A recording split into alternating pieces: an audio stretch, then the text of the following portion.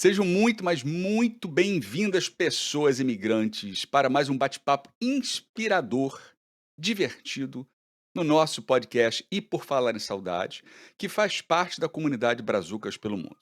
Tá, e por falar em saudade, da onde vem e o que é comunidade Brazucas pelo Mundo? Vamos começar pela comunidade. A comunidade Brazucas pelo Mundo, ela foi pensada para unir brasileiros e brasileiras que, não satisfeitos apenas em migrar, também decidiram ousar empreendendo o mundo afora.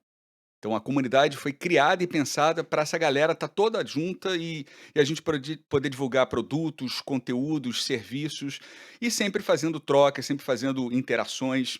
Essa é a finalidade da comunidade Brazucas pelo Mundo. Vocês podem nos acompanhar em qualquer mídia social. Estamos juntos sempre. E o Por Falar em Saudade? O E Por Falar em Saudade, ele vem de uma lista não completa de imigração. Eu explico. Todo imigrante, quando começa a se preparar para imigrar, coloca lá na sua lista. Primeiro item, fazer poupança. Segundo item, procurar casa, procurar bairro bacana. Terceiro item, escola para as crianças e assim por diante. Mas ninguém, pelo menos eu não conheço até agora, ninguém coloca saúde mental. E eu, como bom imigrante, há 12 anos morando no Canadá, tive problemas de adaptação por conta de saúde mental. Quantos e quantos brasileiros e quantas brasileiras passam pelo mesmo problema e que só se dão conta disso depois que estão mal. Então, o I Por Falar em Saudade foi pensado para a gente discutir juntos, com profissionais da área de saúde mental, mas também profissionais da área de saúde em geral, essas interações entre imigração e saúde mental. E por falar em saudade, está aí porque saudade atravessa as histórias de qualquer brasileiro, de qualquer brasileira que imigra. Então, estamos juntos nos dois projetos, Comunidade Brazucas pelo Mundo e nesse podcast, E Por Falar em Saudade.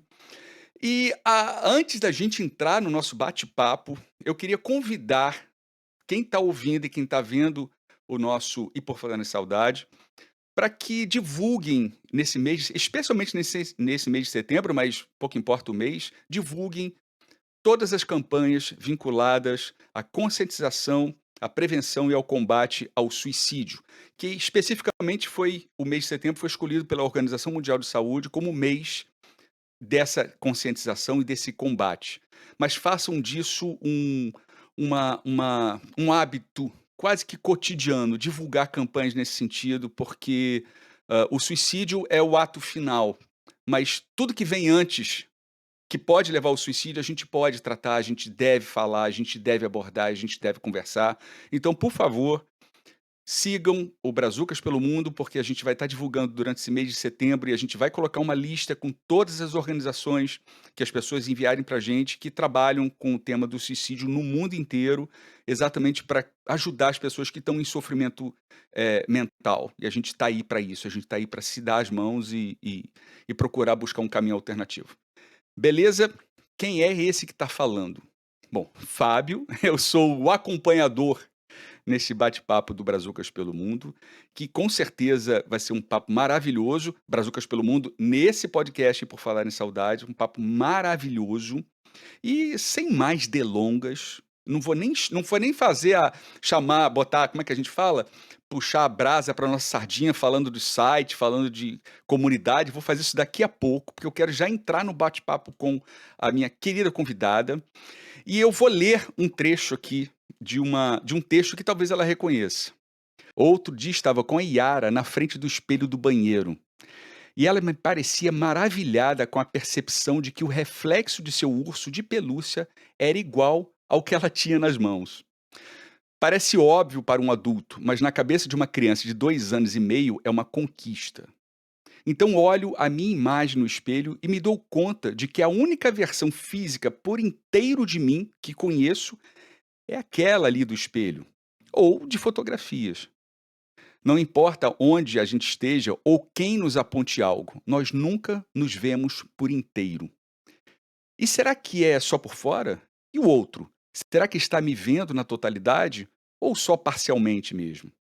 Acho que em cada situação, em cada contexto, apresentamos ao outro versões de nós mesmos, que acreditamos ser as mais apropriadas para o momento.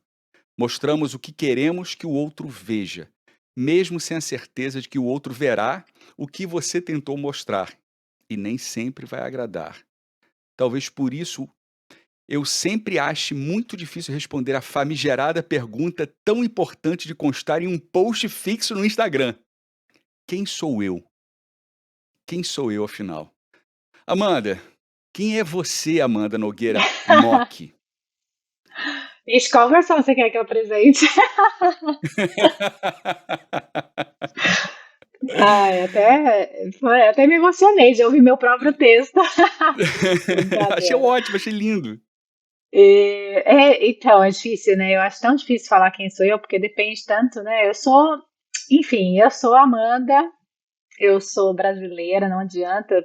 Olha, faz 11 anos e meio que eu migrei pela segunda vez já, né? Porque, na verdade, eu já tinha saído do Brasil anteriormente, voltado para o Brasil, mas faz 11 anos e meio que eu tô fora do Brasil agora.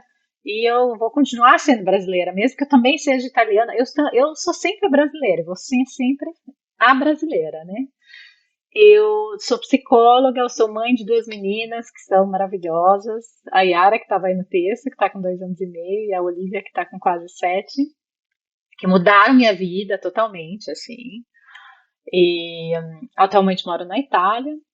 Eu sou paulista, né? Adoro um pastel. Pastel ou pastel, como diria no Rio de Janeiro? Não, eu sou paulista, é pastel mesmo. Dois pastel e um chops. E, enfim, eu sou extremamente apaixonada pelas relações humanas. E acho que foi por isso que eu me tornei psicóloga. E, enfim, eu tenho uma paixão enorme por crianças e pela questão mesmo do desenvolvimento infantil. E isso também acabou guiando muito do que eu fui me tornando profissionalmente, né? Então vamos fazer uma retrospectiva aqui. Você falou que é psicólogo, mas você se formou em São Paulo. Como é que foi essa trajetória até o momento que você botou o pé fora do Brasil? Você falou que você migrou 2 vezes. Conta um pouco dessa história pra gente. Tá. Eu sou formada, eu sou psicóloga formada pela USP, mas assim, eu comecei a faculdade. Depois de 3 anos, eu decidi que eu ia trancar a faculdade e fui morar em Londres. Depois eu fui morar na Irlanda. Fui fazer. Eu tinha 20 e poucos anos, né? Aquela coisa, vamos viver. E aí foi muito legal, foi uma experiência fantástica, assim. Eu acho que foi uma grande mudança para mim, assim, que nasci, cresci na mesma cidade, né? Em Guarulhos, que é a cidade do aeroporto, né? Então, super cômodo, inclusive. E aí, tá assim, mesmo para ir para a USP, que eram 40 quilômetros da minha casa, que às vezes eu demorava mais de 1 hora e meia para chegar, eu não queria sair de casa, né? Então, assim, de repente, assim, ter ido para morar em outro país foi assim, abrir totalmente a mente. Na verdade, a intenção mesmo era aprender melhor inglês e dar uma pausa e tudo, mas assim, foi uma mudança de vida. Mas voltei, porque eu queria terminar a faculdade, voltei. Fiquei quase 3 anos fora, voltei, terminei a faculdade. E nesse meio tempo eu comecei a dar aula de inglês, porque afinal eu tinha aprendido inglês, eu estava terminando a faculdade, tinha alguns horários livres, comecei a dar aula de inglês, e eu fiquei um pouco nessa coisa, assim, terminando a faculdade, dando aula de inglês, fui fazer especialização em orientação profissional de carreira, e comecei a trabalhar em cursinho, mas assim, sempre a aula de inglês era a coisa que me mantinha lá, né, financeiramente. Até que a um certo ponto eu falei, gente, tá, eu tô um pouco cansada disso. E nesse meio tempo eu conheci meu atual marido, que é italiano e morava na Alemanha. Enfim, né? E eu Mas você terminei a conheceu no faculdade, Brasil? a gente se conheceu no Uruguai. Caramba! Sim, a gente se conheceu, uma história muito doida que eu falo que as minhas filhas nunca vão poder repetir. Coitadas, elas vão poder repetir, porque, né? A gente se conheceu de férias no Uruguai. Fui fazer, fui tirar, tava de férias, era fim de ano, fui passar uns dias sozinha. Foi a primeira viagem na minha vida. Porque mesmo quando eu imigrei, eu não tinha imigrado sozinha, né? E aí, dessa vez, eu falei, não, vou viajar sozinha, vou fazer uma coisa doida, assim. Fui viajar sozinha, fui para o Uruguai, fui para Punta del Este e o meu marido agora, né, estava lá, fazendo uma viagem sozinha também pela América do Sul. E a gente ficou no mesmo hostel. E aí a gente se conheceu no hostel. E, enfim, o que era para ser uma simples história ali de verão, né? Acabou se tornando, então, passaram-se 12 anos e aqui estamos, né? 12 anos e meio já. E aí, enfim, nesse meu último ano ali do Brasil, que tinha terminado de me formar, já estava fazendo especialização, mas estava com essa coisa de que eu queria sair da coisa da aula de inglês e me voltar mais para a psicologia mesmo. E a gente começou a se relacionar à distância. Começou como eu disse, né, com essa coisa de verão, a gente continuou trocando mensagens, ele veio para o Brasil de novo, eu vim para cá, para a Europa, para a gente se ver de novo. E aí foi passando o tempo, a gente falou, bom, e agora, né?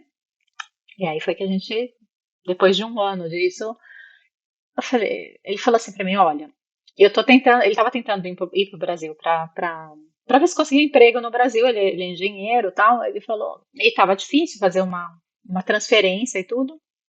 Aí eu falei, ele falou, por que você não vem um pouco para cá? Você tá querendo mudar de emprego, você tá... Eu falei, ai, quer saber? Tá fazendo nada? Mentira, né? Tava fazendo muito, mas eu não sabia. Eu realmente estava num momento muito de transição. Aí eu falei, o que vai acontecer, né? Qual que é o pior que pode acontecer? O que pior que pode acontecer é não dar certo.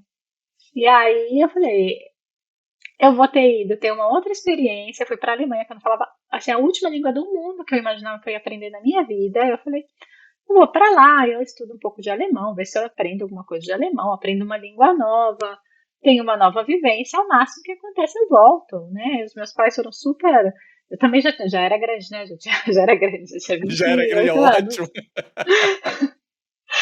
Já era, tipo, crescida, de 28 anos eu tinha, né? Que os meus pais podiam, quer dizer, eles podiam, mas eles não iam falar, né? Eles poderiam ter feito algo ali, mas eles falaram, não, vai, tá tranquila, você vai, você tem sempre transporte aqui, se você precisar, você volta. Nesse momento eu morava sozinha já tinha saído da casa da mamãe depois que eu tinha ido, né, morar fora e tudo. Então eu fui e arrisquei. E aí foi isso faz 11 anos e meio que isso aconteceu, continua dando certo. Ah, que ótimo. E tem 2 filhas, né, como você falou. Exato, sim, sim. E E aí, e e e as suas filhas são nascidas onde? Porque Uruguai, Brasil, Uruguai, aí eu tô lembrando que você falou, você foi pra Inglaterra, depois foi pra Irlanda, aí voltou para o sim, Brasil, aí foi de férias para o Uruguai, conheceu o teu marido que é italiano, mas que morava na Alemanha, aí ele tentou ir exato. para o Brasil, não deu certo, aí você foi pra Alemanha e suas filhas nasceram em que lugar desse mundo? A minha primeira nasceu na Alemanha. A gente, eu fiquei na Alemanha 5 anos. Então ela nasceu lá, mas logo que ela nasceu, ela estava com 3 para 4 meses, a gente mudou para Itália. Que lá na Alemanha, né, por um ano eu fui bem sincera assim com ele. Eu falei, olha, tá bom, eu tô indo, mas assim, eu não falo uma palavra dessa língua aí. Ele, não, mas dá para se virar com o inglês. E realmente dava para me virar bem com o inglês. Eu falei, mas eu vou estudar alemão, eu vou ver depois o que eu faço, me dá um tempo, né? Ele falou, não, tudo bem, tranquila. Eu estudei alemão por um ano loucamente, sim. Eu passava o dia estudando, porque ô língua difícil, né? Mas aprendi, me viro super bem hoje em dia. Quer dizer, hoje em dia não tanto, já faz 5 anos e meio que eu saí de lá, né? Mas, não, 6 anos e meio que eu saí de lá. Mas assim, eu comecei a me virar super bem, e aí a gente casou, e eu também, né, e aí eu comecei a trabalhar também. Eu fui trabalhar numa creche, como eu te falei, né, eu sempre gostei muito de criança. E aí tinha a possibilidade ali, com um diploma de psicologia, uma das possibilidades era ir trabalhar com educação infantil. E eu me sentia ainda mais segura em inglês, e era uma creche que era bilíngue, inglês-alemão. E aí eu consegui essa vaga, que era uma vaga muito boa, era uma creche maravilhosa, eu aprendi horrores, e fui trabalhar na creche. Aí, depois de uns anos, eu engravidei, e meu marido tinha muita vontade de voltar para a Itália. Ele ficou 14 anos na Alemanha e ele tinha muita vontade de voltar. E coincidentemente, quando eu engravidei, surgiu pelo trabalho dele, a empresa que ele trabalhava ofereceu para ele uma vaga para vir para a Itália. E era muito bom, assim, a possibilidade de vir, a gente podia escolher onde a gente ia, ele ia trabalhar de casa. Aí a gente falou, vamos então, né? Só que aí eu falei, só que eu não vou grávida, não. Eu tava no meio da gravidez. Falei, eu não vou grávida, não. Já tô aqui, agora já tô entendendo como funciona esse negócio aqui na Alemanha. Eu não vou pra lá, não. Eu já falava italiano também, já tinha aprendido italiano nessa fase, mas pode passar. Eu sei o que é mudar de país. É difícil pra caramba. E eu não sabia nada de como funcionava o sistema de saúde, nada disso. Lá eu já estava integrada nesse sistema. E aí foi o que a gente fez. Não, ele conversou na empresa, então ela nasceu lá, a Olivia, e a gente veio quando ela estava com 3 para 4 meses, o que foi também uma loucura. Não mudem com bebê pequeno. Primeiro filho, tipo. E isso foi também muito do que me fez começar a trabalhar muito com maternidade migrante, né? Porque eu percebi assim que, gente, virar mãe já é uma loucura. Virar mãe em contexto migratório e se mudar ainda com o bebê é realmente uma coisa que mexe muito com a nossa saúde mental. Então foi isso. Aí a segunda Você já tá não, a segunda já nasceu aqui na Itália mesmo. A gente já estava aqui, já está estabelecido aqui, então já Quer dizer, você nasceu tem aqui. 2 filhas, uma alemã, alemã brasileira e uma italiana brasileira. Exato. A Olivia, ela tem, inclusive, direito à cidadania alemã, né? Porque, como meu marido morou na Alemanha há muitos anos e contribuiu com o sistema, tudo, ela tem direito. Então, ela tem 3 nacionalidades no momento. A gente não sabe muito bem como é que se ela vai poder manter a alemã a longo prazo, porque a gente saiu de lá, então tem umas regras e a gente nunca foi muito atrás. Eventualmente, se precisar, a gente vai. E a outra é ítalo-brasileira só. É, vai Só. sofrer, não. Só. Cara, você falou uma coisa, eu vou juntar alguns temas aqui. Sim, sim. Eh, a gente sabe que imigrar é um desafio, assim, que só quem passa sabe, né. Quem está se preparando para imigrar não tem muita noção do que é a realidade da vida de quem imigra, daquele sonho de quem ainda está fincado no Brasil. E a gente só vai descobrir isso, não tem como escapar, vivendo essa experiência. Mas você falou da maternidade, que a maternidade traz inúmeras questões, para uma imigrante, que é a questão própria da imigração, a adaptação ao local, porque você foi para a Alemanha, você não estava grávida, então já tem essa questão da adaptação ao local, aí você estudou alemão, mas você tem que se habituar aos costumes alemães, enfim, tem toda uma variedade de adaptações que você Uhum, tem que fazer no seu cotidiano, e você ficou grávida. E isso traz uma carga dupla, na verdade tripla, para a pessoa, no caso pessoa mulher. Imigrante, mulher e mãe, tudo junto. E, perpassando tudo isso, ou pelo menos como pano de fundo, o lado psicólogo. Você era já formada em psicologia, então como é que você lida, como é que lida com isso tudo ao mesmo tempo? Como é que você atendendo também, com o passar do tempo, pessoas, que passam pelo processo da maternidade, o que você hoje, se distanciando dessa tua realidade que você viveu, o que que você tem de positivo, o que você tem de negativo? Conta um pouco dessa experiência. olha, Fábio, eu acho que, como tudo, né? Eu falo que tudo na vida são escolhas e tudo na vida tem o lado bom e o lado ruim. A gente sempre vai ter os dois lados, né? É claro que foi um grande aprendizado tudo isso, né? De você. É uma coisa. Poxa, você se dá conta de que, poxa, eu posso dar conta de tudo isso. Apesar de que a gente nunca dá conta de tudo, mas assim, a gente começa a entender que a gente consegue flexibilizar, que a gente consegue se adaptar, que a gente vai conseguindo viver com algumas coisas. Porém, tem um lado muito difícil, que é exatamente que a gente cresce desde pequeno, né? Especialmente sendo mulher, existe todo já uma questão social de que a gente é plantado que a gente vai ser mãe, né? A maternidade é vista como o grande, né, o que a gente tem que alcançar. O que a gente sabe, né, hoje em dia, eu particularmente sou muito, você acha que a mulher deve decidir se é isso ou não, mas enfim, a gente cresce com isso.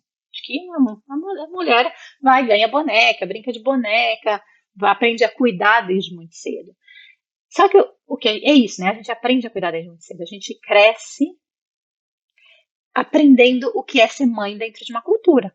A gente aprende aquilo, aprende a maternidade, o que é ser mãe, o que é ser, né, o que a gente, o que se espera de uma grávida, o que é ser grávida, como se faz um pré-natal.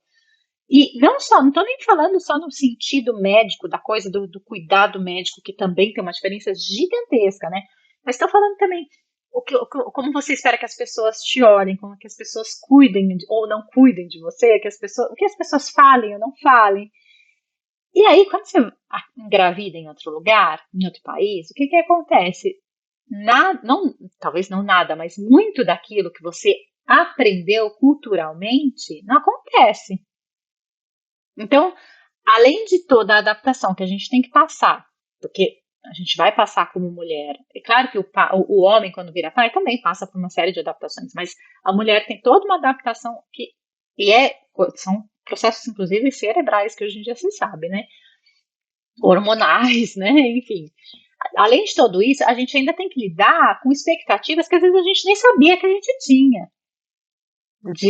Do que é estar grávida, do cuidado, e aí você se dá conta de que, poxa vida, eu não tenho as minhas amigas de infância por perto, ninguém me fez um chá de bebê. E assim, eu nem queria um chá de bebê, mas poxa vida, eu queria que alguém tivesse proposto o chá de bebê. Porque é assim que se faz.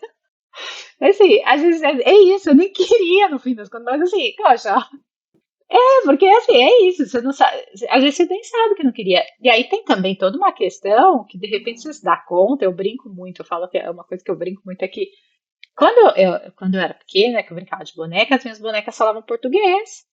Elas não falavam duas línguas. E aí você se dá conta, de repente, e caramba, se eu não passar português para essa criança, a criança vai falar outra língua comigo. As minhas bonecas não faziam isso, não. Tem um monte de coisa assim, que começa a passar na cabeça, sabe? E, e é isso. E assim, tem muitas vezes. Eu tive muita sorte que eu consegui. Minha mãe veio nos meus dois partos, minha mãe estava presente. Presente não no parto em si, mas em casa, ela veio, né? Para a primeira, eu tava muito tipo, ai, será que precisa? Será que eu quero? Porque não tinha muita noção ainda, né? Do que seria se tornar mãe.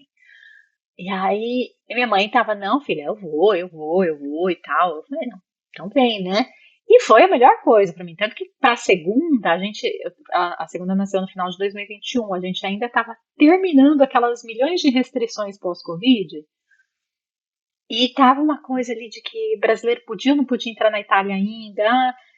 Por fim, tinha lá um jeito dela entrar, mas eu tava morrendo de medo dela não conseguir vir. Morrendo de medo.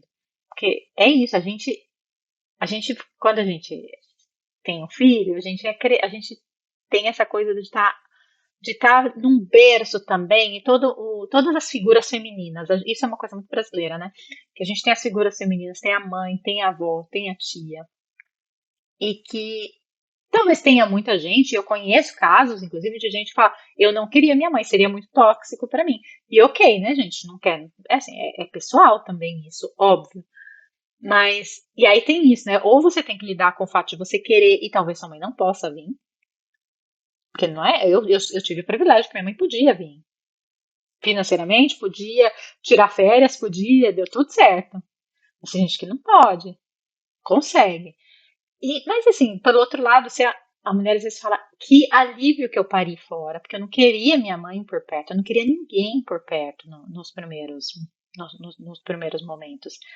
Só que aí você tem que se lidar também com a coisa de explicar para o outro que está lá com a expectativa de que vai estar presente, de que não, eu não quero você aqui. E assim, ninguém vai falar assim para a própria mãe, né? Ou se vai falar, vai ser um pouco caso de família.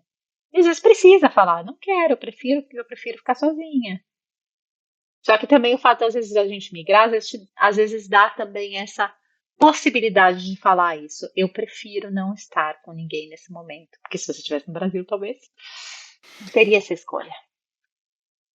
E eu li num dos posts de um dos perfis que você tem, que a gente vai falar sobre eles daqui a pouco, pré-natal, que eu achei maravilhoso isso, pré-natal psicológico intercultural.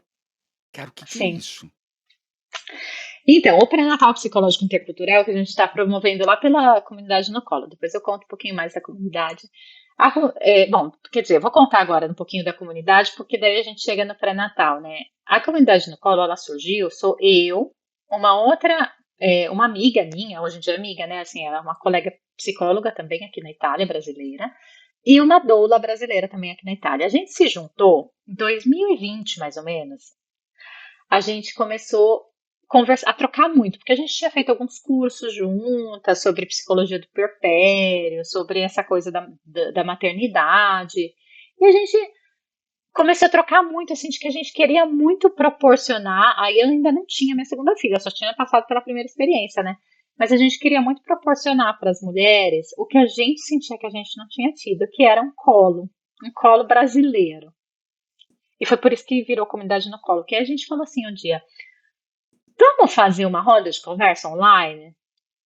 E isso foi no começo de 2021, que ainda tinha, né, ainda estava um pouco naquela coisa. Vamos fazer uma roda de conversa online para ver o que se outras mulheres sentem essa necessidade que a gente sentiu. E aí foi um super sucesso, até tanto que a roda acontece até hoje, né? A gente tem essas rodas mensais.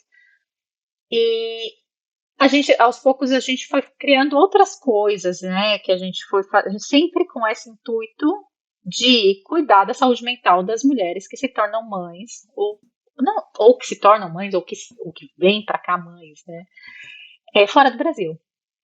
E aí o pré-natal psicológico intercultural, ele é o quê? Né? Porque o pré-natal psicológico é uma coisa que existe já, né?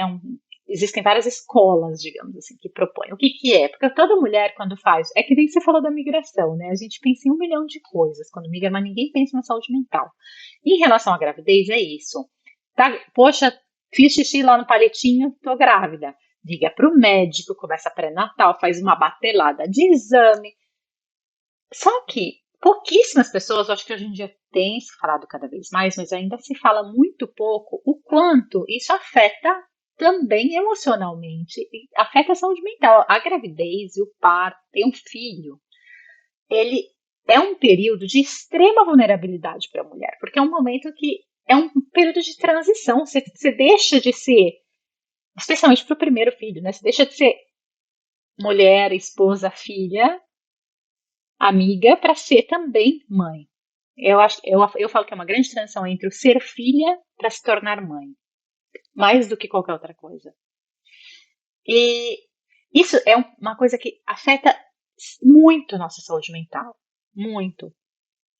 Então, poucas. E aí, hoje em dia, se fala cada vez mais. O que é o pré-natal psicológico? O pré-natal psicológico é isso, de você fazer uma preparação também emocional para cuidar desse seu lado, cuidar das ansiedades, cuidar das nossas idealizações, cuidar dos nossos medos e cuidar de tudo que vem em cima disso. É claro que, então eu vou fazer um pré-natal psicológico, eu não vou ter uma depressão pós-parto, eu não vou ter uma ansiedade pós-parto. Não, talvez você tenha também. A questão é, se você faz uma preparação, você já está um pouco mais preparado, até mesmo para identificar se tem algo que não está legal. E buscar ajuda. Que muitas mulheres, elas demoram muito para ter diagnóstico de depressão pós-parto, por exemplo. Eu falo de depressão pós-parto, apesar de existir outros diagnósticos, mas depressão pós-parto acho que é o que mais existe. Por volta de 20% das mulheres podem desenvolver depressão pós-parto. Depressão perinatal se fala hoje em dia, né? Porque normalmente tem sinais já desde a gravidez. Muitas demoram muito para serem diagnosticadas, porque o que acontece? Elas não sabem identificar que aquilo que elas estão sentindo. Primeiro que elas não querem falar, porque tem um estigma, né? Como assim você está grávida e você está com pensamentos de tristeza? Como assim? Você teve um filho e você não está super feliz e amando esse filho incondicionalmente do primeiro momento? E tipo, mesmo que você não tenha depressão pós-parto, pode ser que você não ame seu bebê do primeiro momento, tá? Porque afinal, tipo, gente, como é que isso saiu de dentro de mim? E o que eu faço com isso agora? Que tá aqui chorando e eu não tenho ideia do que eu vou fazer. Então, assim, às vezes fazer um pré-natal. Então, a ideia do pré-natal psicológico é isso: você também saber identificar quando tem algo que não tá legal, você poder ter um espaço onde você pode também falar das coisas negativas, porque a maternidade é uma ambiguidade em todo o período, em toda a vida. Você vai amar seu filho, mas vai ter momentos que você vai falar: gente, onde é que eu amarrei meu burro? No Por teu caso, quê? em que país, né? Exato. E aí tem isso, né? Aí por que intercultural, né? Porque a comunidade no colo, como a gente trabalha com mulheres que moram fora, e a gente tem essa experiência não só com as rodas, mas cada uma tem a própria experiência com trabalhos individuais e com estudos e tudo mais. O que acontece? Existe uma vulnerabilidade maior para as mulheres que moram fora para algumas coisas. Vai ser só coisa negativa? Ai, nossa, então quer dizer que vai ter filho fora, vai ser pior. Não, não é que vai ser pior, gente. É que existem alguns aspectos que, que as mulheres migrantes têm uma vulnerabilidade maior. Existe taxa maior de depressão pós-parto e de outros transtornos mentais durante a gravidez e o pós-parto. Existe o fato de que a mulher que se está fora, pode ser que você não tenha uma rede de amizades, uma rede de apoio que vai te dar, com quem você possa conversar e contar nos momentos ali. Então, você aumenta a sensação de solidão. Tem aquilo que eu estava falando antes, de você ter toda uma expectativa cultural que, de repente, nesse país onde você está, não vai ter. E te deixa confusa, te deixa triste, te deixa, poxa vida. Isso sem contar que, infelizmente, dependendo de onde você estiver, os profissionais de saúde não estão preparados para lidar com, você, com questões da migração. E às vezes eles estão pensando, tipo, que, assim, muitas vezes a mulher nem é diagnosticada com depressão pós-parto ou com outra coisa, porque a mulher não sabe falar de sentimentos ou não sabe expressar de forma concreta naquela língua, que não é concreto, né, falar de sentimentos. Mas às vezes, por mais que você fale bem aquela língua, para você falar daqueles sentimentos de forma que você vai ser entendida culturalmente, não necessariamente vai acontecer. Existem tabelas e coisas para você, né, que eles fazem, às vezes em alguns hospitais, te fazem entrevistas, mas pode ser que você fale de um jeito que para você esteja muito claro que é uma coisa muito negativa que você esteja, mas que eles não tem aquele gap, né, aquela coisa da cultura que não pega, que não te entendem. Então, é por isso que a gente falou, a gente vai fazer um pré-natal intercultural, que na verdade quem está organizando mesmo é a minha parceira psicóloga, que é a Sara Bahia. Porém, eu sou a coterapeuta dela nesse caso, né? Porque na verdade ela montou mesmo que o programa inteiro. Mas eu tô junto com ela porque a gente faz a comunidade juntas, a gente tá junto e a gente inclusive também chamou outras duas profissionais de fora da comunidade, uma médica obstetra brasileira que mora na Alemanha, e uma fisioterapeuta pélvica que mora aqui na Itália também brasileira, e tem a Fernanda, que é a outra integrante da comunidade, que é doula, né? Então a gente fez esse time que tá acostumado a trabalhar com a população mesmo de mulheres migrantes, especialmente mulheres brasileiras migrantes.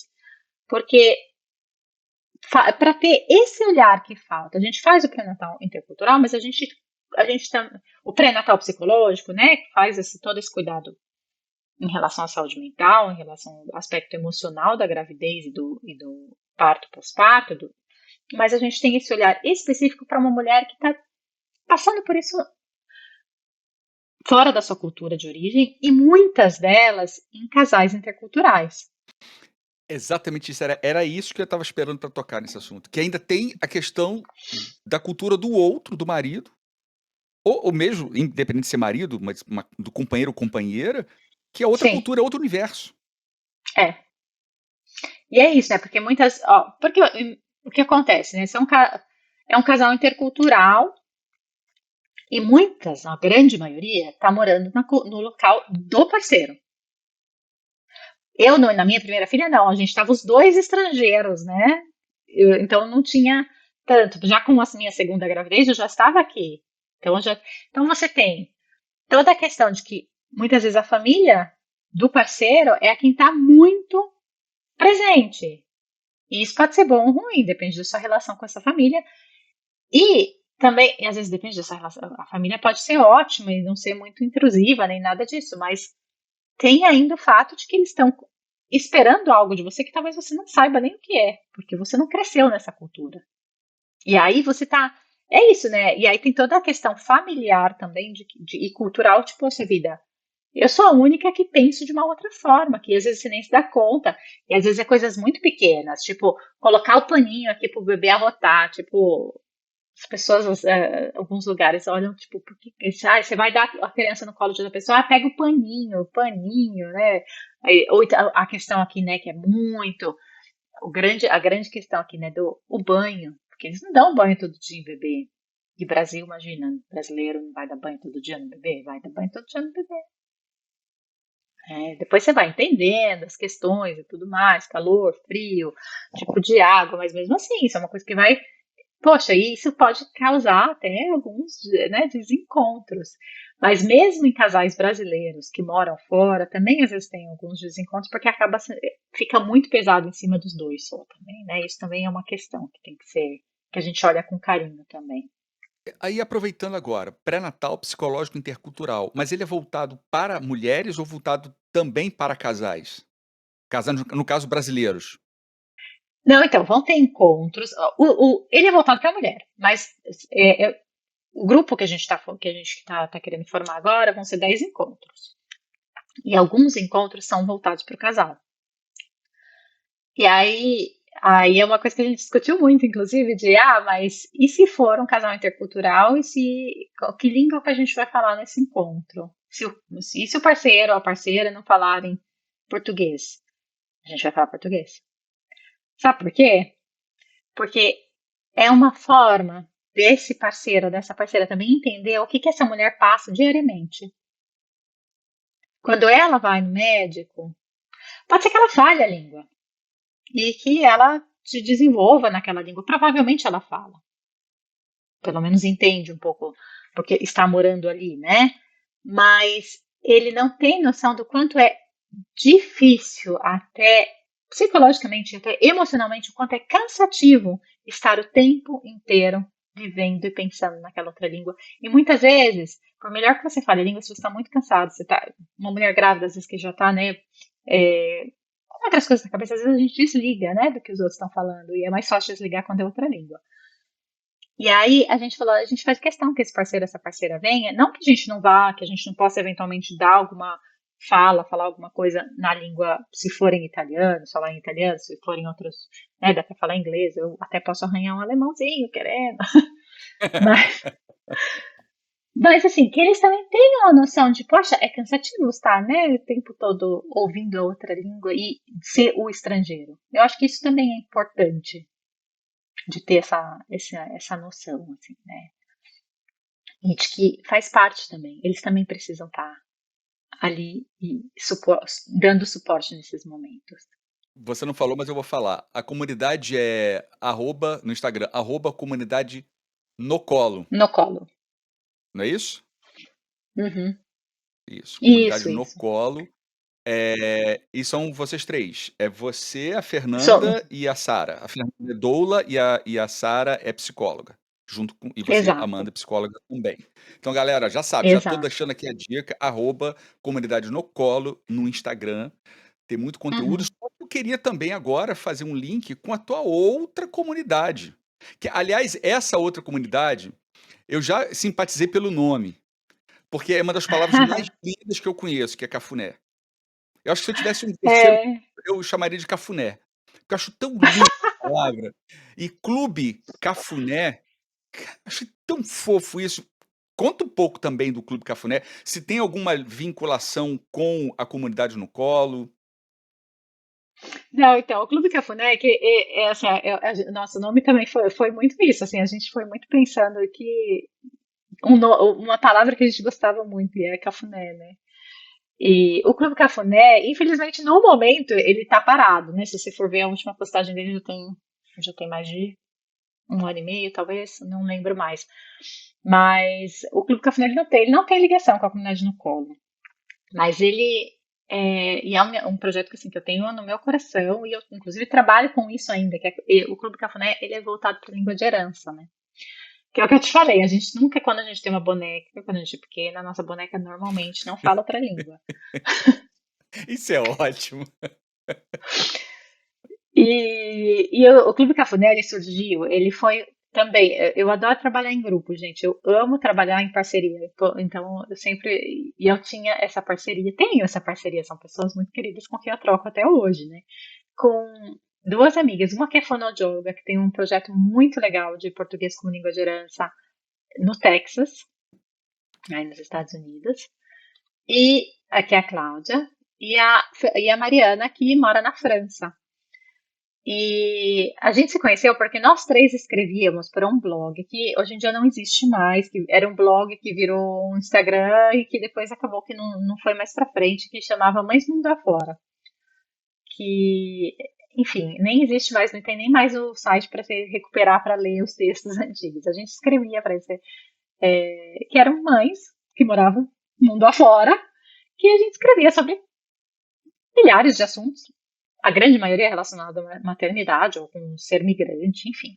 E a gente se conheceu ali e a gente tinha muito esse interesse da questão. A Cláudia já tinha esse projeto que chama Nosso Canto lá no Texas. E a Mari gostava muito, também a Mari é especialista em literatura infantil e tudo mais. E eu, como psicóloga, que eu tinha essa experiência de trabalho com creche em bilinguismo e tinha também todo esse interesse também esse interesse da creche bilinguismo, que eu já tinha sido professora de inglês e tudo mais. Comecei também quando eu fui ter filho, que eu comecei a pensar nessa questão, pera, como é que vai ser essa coisa do português, né? E aí eu fui entendendo que existia uma coisa que chamava português como língua de herança, né? Que não deixa de ser um bilinguismo, uma criança cresce bilíngue, trilíngue, o que seja, né? Mas que tem um aspecto muito específico que é a questão da herança, né? Que é uma língua que é da família. Então a gente se juntou, também foi em tudo 2020, né, gente? 2020 foi um ano que a pandemia fez todo mundo se juntar para fazer coisa, né? A gente também se juntou ali em 2020 e a gente começou a trocar muito. Vamos fazer alguma coisa? Vamos ajudar outras pessoas, porque a gente escrevia também muito sobre o assunto, as pessoas perguntavam, então a gente montou uma mentoria que a gente a gente fez várias vezes, assim, eram mentorias que eram feitas em grupo, a gente não fazia nada individualmente, a gente oferecia para famílias mentorias em grupo sobre a questão da transmissão do português como língua de herança. Que era isso, assim, a gente preparava a família mesmo de qual que é o planejamento familiar para porque, gente, não é tão simples, né? As pessoas falam, ai, mas é isso, né, gente? É só falar com a criança, que a criança fala português. Não é não. Você precisa ter um planejamento, você precisa ter consistência, você precisa ter realmente força de vontade, que às vezes a sua E bonequinha não vai te responder de português. não vai te responder. E eu tô lembrando de um post, agora eu não lembro se foi no Cafuné ou no Colo, que eu adoro esses 2 nomes maravilhosos, que você falava, ou uma das suas parceiras falava sobre o português como língua de herança, dizia o seguinte, que não basta só falar com a criança em português, porque na maior parte das vezes a gente está dando ordem. Faça isso, Ah, sim. faça aquilo. E a criança responde aquela ordem, mas não tem tempo de interação, não tem interação na língua. Você não dá É. oportunidade para que a criança se expresse na língua materna. Ela apenas Uhum. responde perguntas específicas, mas não interage. E eu achei aquilo, falei, cara, é verdade. É. É bem por aí. Você pode ter lido tanto em um quanto em outro, porque na comunidade no Colo, eventualmente, a gente também fala de língua de herança, até porque é tema, né, pra gente também, ou até no meu Instagram, então, que eu também falo disso às vezes. Mas é isso mesmo, assim, eu acho que muitas vezes as pessoas. Eu faço hoje em dia mentorias individuais para famílias, entre né, os meus trabalhos de orientação parental, eu faço, uma das coisas que eu faço é isso também. E muitas vezes é muito assim, mas eu falo em português com meu filho. Tá, então vamos lá. Como é que é? Eu falo. E aí você vai esmiuçando, é isso. A gente às vezes fala mesmo, mas é isso. A gente fala, filho, vem, vamos tomar café, hora de janta, hora disso, vem colocar o tênis. E a criança, por isso que muita criança entende, elas entendem, claro que elas entendem, elas estão ouvindo, mas a produção, a gente não dá tempo para elas produzirem. Não tem interação mesmo. Tem, ok, eu entendo, tem que fazer isso, tem que fazer aquilo. Mas e aí? E a conversa no dia a dia? E a troca? Onde fica? E o tempo para a criança poder falar e dar dela, né? Mesmo que seja, não, pera, não sei o quê.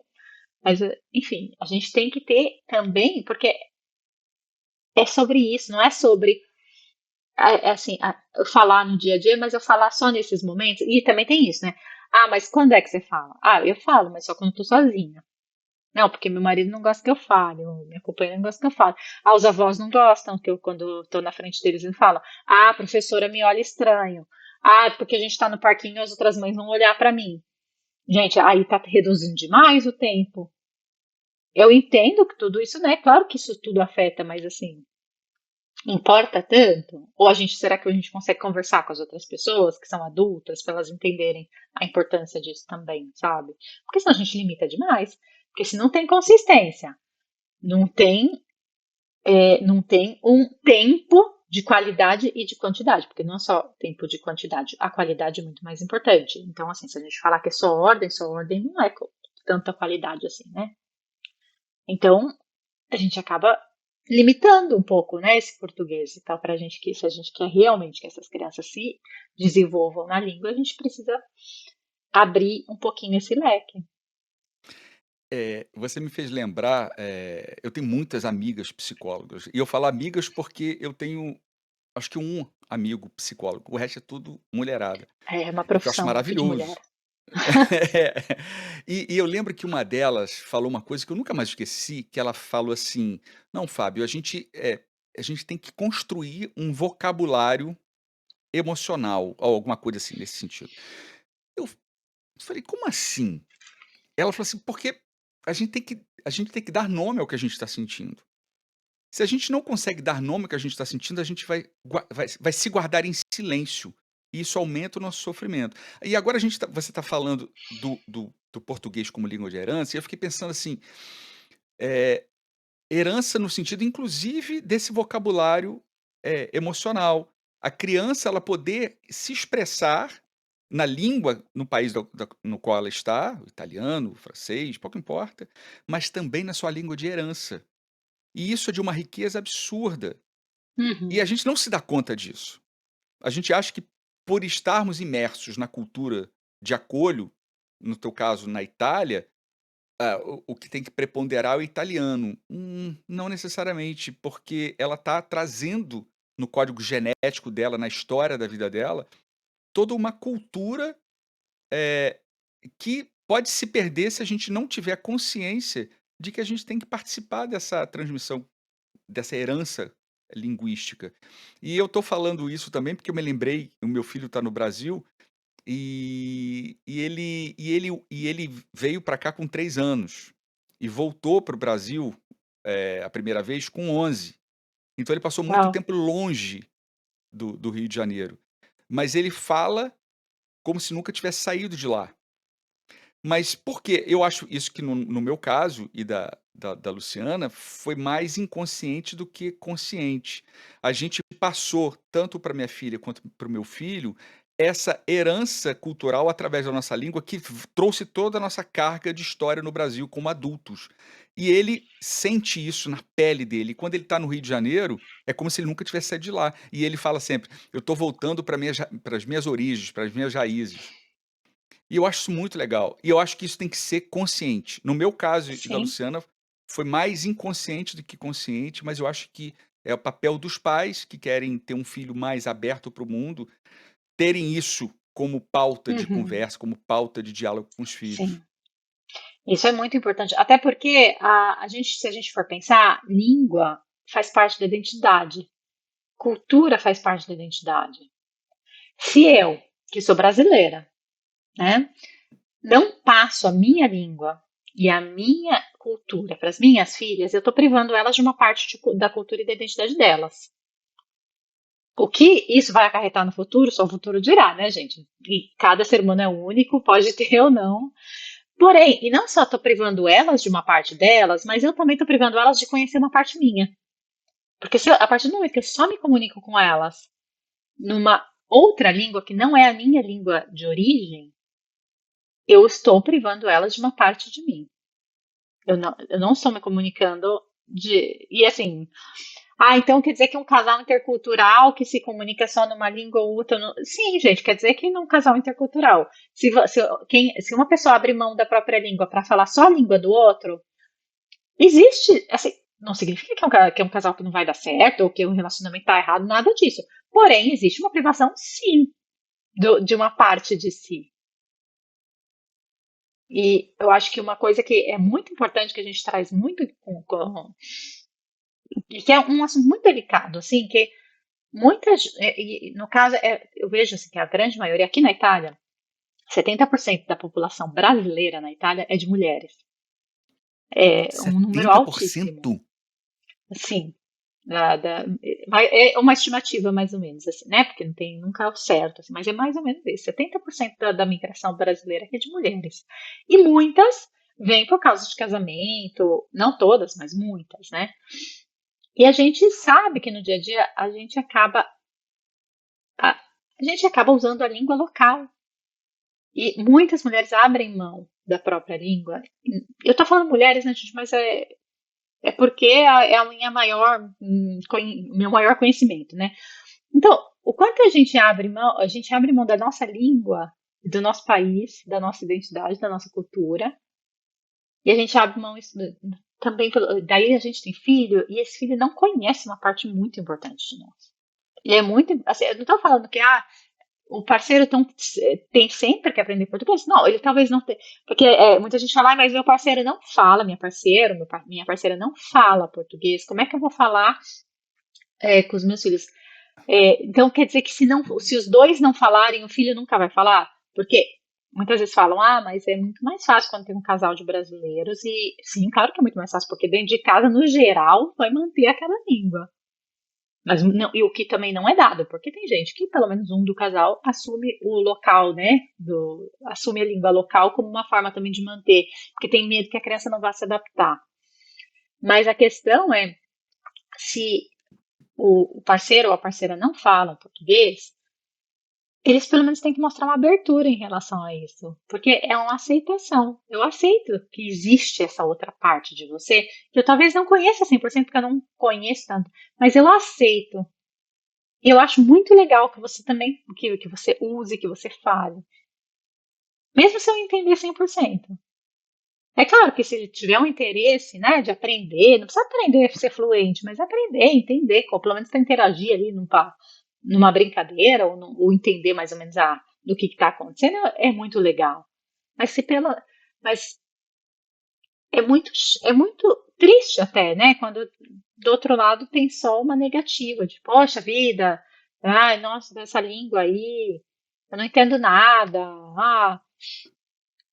Passa uma mensagem para a criança, sabe? De que, poxa, então será que eu tenho que aprender mesmo? Porque ninguém fala aqui, meu pai tá falando, minha mãe tá falando que não é legal e tal, enfim. Você me lembrou de uma amiga minha, uma querida amiga, a Isabel, ela é daqui, mas ela casou com um brasileiro. Ela aprendeu português, e eu lembro que ela dizia assim: eu achava. E ela fala português muito bem, nunca estudou. Ela tentou estudar português, aí comprou um curso de português de Portugal. E começava a falar português de Portugal.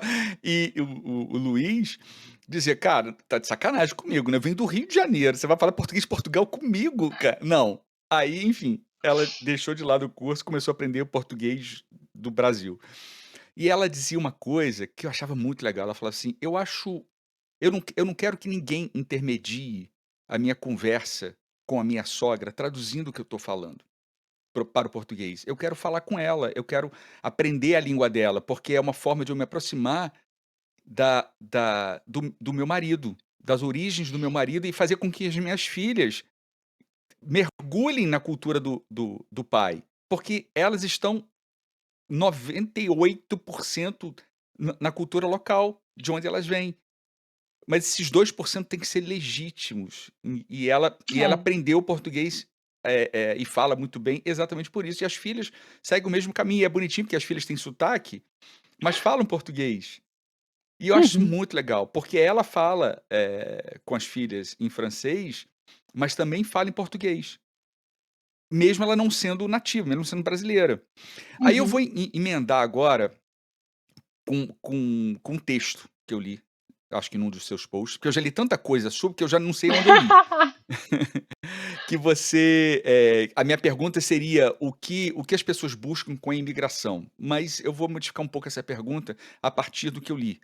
Você falou: Um certo sofrimento pode acompanhar e nem sempre saberemos lidar com ele sozinho. Buscar um apoio psicológico, por exemplo, pode ser um grande aliado quando o desconforto aperta".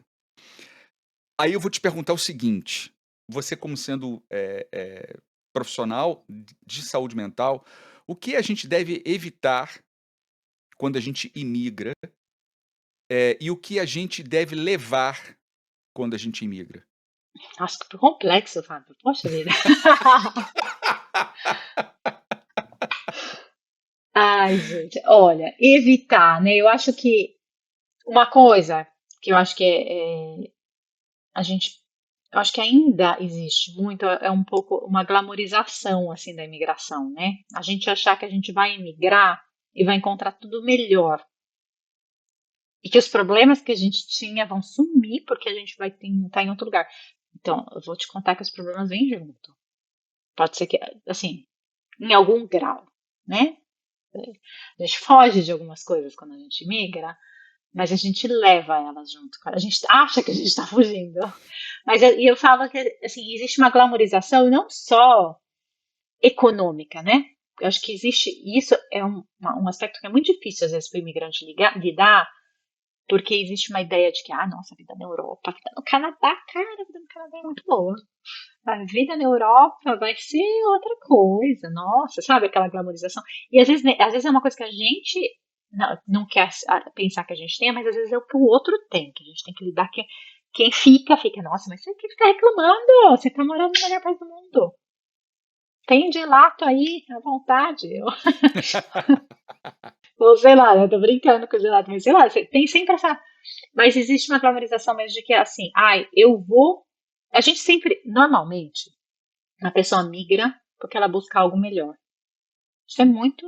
E assim, pode ser uma condição financeira, uma condição social, uma qualidade de vida, a segurança. Você está sempre em busca de algo que vai ser melhor.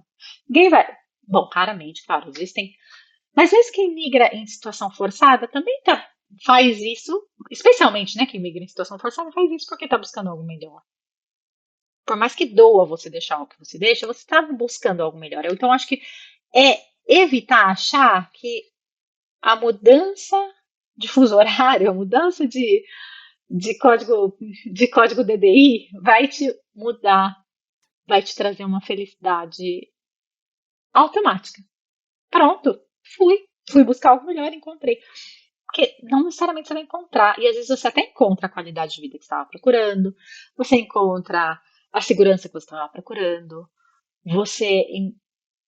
Mas assim, o que mais, sabe? E internamente? Era isso mesmo? Era só algo externo? Porque, e internamente, eu acho que por isso que é muito importante quando a gente se prepara para migrar, como você falou, né? Ninguém prepara a saúde mental. A gente acha que vai ser só flores. Não, eu sei que não vai ser só flores. Eu sei que eu vou chegar lá,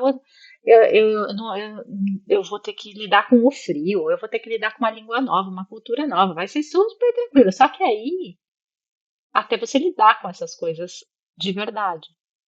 E aí você se dá conta de todo o luto, né? A gente fala de luto migratório. Porque não é só o luto pelo que você deixou de. Porque você teve que mudar com 2 malas de 30 quilos e não com a sua casa inteira. Não, tem gente que consegue mudar com a casa inteira, mas aí são, uma minoria, vamos falar. E você também deixou uma língua, você deixou uma cultura, você muitas vezes deixou família, você deixou amigos, você deixou uma história. O que é ótimo, é um bom ponto. Também pode ser um bom ponto de partida. Agora eu vou reconstruir, né, uma nova história, o que é muito legal, mas também é um perrengue também, gente, recomeçar. Você nunca recomeça do zero. A sua história vem com você, mas você pensa que. Eu vou colocar um exemplo meu. Eu era a Amanda, que assim, você está no Brasil, poxa, psicóloga formada pela USP, trabalhou em tal escola de inglês, fez intercâmbio em Londres, tem todo um currículo ali, né? Filha de fulano, né? Quando a cidade é pequena ainda tem aquela coisa de filha de fulano. Guarulhos não é tão pequena, mas Guarulhos tem um centrinho, às vezes, assim, que é meio pequeno. O pai trabalhava não sei aonde, sabe essas coisas, assim. Aí você migra, né, gente? O que é USP? Psicóloga? Não, aqui você não é psicóloga. Aqui a gente não aceita seu diploma. Então, assim, tudo aquilo que você. Né, as suas bases, onde você se baseia. Aqui você estudou nessa escola que era muito boa, tá? Mas os seus tantos anos de escola aqui não te dão direito à mesma coisa. É muito difícil você pegar. a gente se baseia muito, a gente é através da nossa profissão, né? A gente é aquilo, a gente acaba se tornando uma parte, né, de nós. E aí, para mim, isso foi muito baque para mim aqui, especialmente quando eu cheguei aqui na Itália, que eu tive que passar pelo processo de revalidação do meu diploma. E, assim, ninguém tá se importando se eu estudei na USP ou se eu estudei na Uni Jacarezinho. Vai lá, bota essa cara lá, vai lá, coloca todo o papel. E, assim, você é psicóloga? Ah, mas... E, assim, sem contar que, gente, o preconceito, eu sou muito privilegiada, eu falo isso e eu tenho muita consciência disso. Eu sou uma mulher branca, cresci uma classe média, hoje em dia eu tenho uma condição de vida também de classe média, tranquila, eu consegui revalidar meu diploma, e eu falo a língua, eu aprendi a língua lá na Alemanha, falo italiano também, falo inglês, na pior das hipóteses, né? Agora, então, num primeiro momento, as pessoas não olham para mim na rua, me apontando como estrangeira, né? Isso é um privilégio. Agora, né, eu começo a falar, eu tenho sotaque, eu cometo erros. As pessoas me escutam falando português, porque eu falo mesmo, não tenho problema em falar português com as minhas filhas ou o que seja. Aí começa, mas você é brasileira? Ah, mas nossa, brasileira é tudo. Eu achava que você tinha que ser mais escurinha. Aquele preconceito, assim, né? E aí você começa a ter que lidar com situações que você muitas vezes te desestabilizam, né? No sentido até às vezes quantas vezes eu me desestabilizei assim por não saber o que responder. Então, voltando à sua pergunta, né? O que a gente tem que. Eu acho que é importante a gente se preparar, a gente tirar essa questão de que vai ser tudo muito lindo. Vai ter perrengue pra caramba. E não vai ser só perrengue porque porque vai ser mais frio. Porque eu acho que o frio, a gente tem. Acho que nos países frios, você tem modos de lidar com o frio muito melhores do que quem mora no sul do Brasil, que também faz frio. Faz menos frio, mas você não tem aquecimento em casa. Aqui a gente tem. Ah, mas eu falo a língua, mas a hora que você vai falar com um local que não está com a menor paciência com os seus erros, ou com o seu. Ah, desculpa, não entendi, repete. E aí, a hora que você vai entregar seu currículo, mas, poxa vida, você não tem uma experiência fora? Eu não conheço essa universidade, eu não conheço essa empresa, que você teve anos de numa super empresa que. Então, você perde muito parte da sua identidade, você perde muito parte do quem você é. Isso faz parte do seu luto também. Você falou da glamorização, que é evitar a glamorização. Uhum. E a outra pergunta, a outra parte era a parte positiva, digamos assim. O que levar do Brasil Ah, para sim. onde quer que você vá como imigrante? Eu acho que o que a gente traz, ao mesmo tempo, a gente traz quem a gente é, né? A gente traz uma alegria, a gente traz uma parte do que é muito diferente deles. Mas também pode ser positivo. Mas eu acho que especialmente a gente trazer os nossos valores. A gente trazer a certeza de que a gente também tem valor. Que não é, o Brasil, por mais que ainda seja visto, né, um país em desenvolvimento, um país de terceiro mundo, o que seja, que tem gente que fala, o Brasil não é isso, o Brasil é muito mais. E a gente tem universidades maravilhosas, a gente tem informações muito boas. Então, o que a gente traz é que a gente tem valor. E é isso que é difícil de não se perder, porque a gente escuta tanto que a gente não tem valor, de que o Brasil não é, que às vezes a gente acaba acreditando. E não, a gente tem coisa pra caramba, a gente é rico pra caramba de muita coisa. Eu acho que isso é importante, a gente não perder a nossa essência, que eu acho que muitos países, e infelizmente ainda é muito assim, né, que quem chega tem que se integrar. A gente tem que se integrar, tem que se integrar. Então você tem que aprender a língua, tem que aprender os costumes, tem que aprender as leis. E claro que tem, né, gente? Não tô falando que não tem. É tipo, Ó, pode burlar a lei. A Amanda acabou de falar isso. não, tem que fazer, mas a gente tem que fazer isso e perder tudo que a gente foi um dia, sabe? Não pode. Assim, claro que você tem que se adaptar, claro que você tem que entender que, né, não é o mesmo lugar onde você tá. Por exemplo, uma coisa aqui na Itália que é muito difícil, é uma besteira, né, gente? Você não pode sair sem camisa andando pelo centro das cidades, mesmo que é de praia. O que no Brasil, né, gente?